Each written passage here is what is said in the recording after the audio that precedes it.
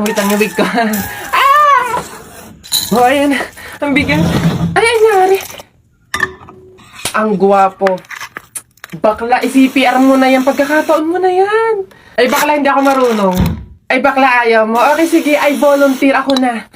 Maglilip balm lang ako para talagang damang-dama, ganon. Okay. Atak!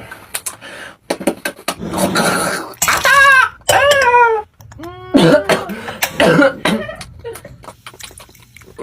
Anong pangalan ko? Bakla ka, hindi tayo talo. Tatanong ko lang sana kung anong ginamit mo sa labi mo. Ang lambot kasi. Bakla ka din? Kadiri. Anyways, ito nga, dalawang lip balm yung ginamit ko kung bakit na-moisturize yung labi ko tsaka naging kissable. Una, itong magic color na lip balm, nakakala mo para siyang colorless, walang kulay. Pero pag nilagay mo sa labi mo, magkukulay pink siya. So, para ka nang naka-lipstick, moisturize pa yung labi mo. Then, ito maganda din to, makakapag-moisturize din ng labi mo. Itong aloe vera 99% soothing gel na lip balm. Natural lang to. Ay, bet ko din yan. Sa'yo na. Baklang to. Tara na nga.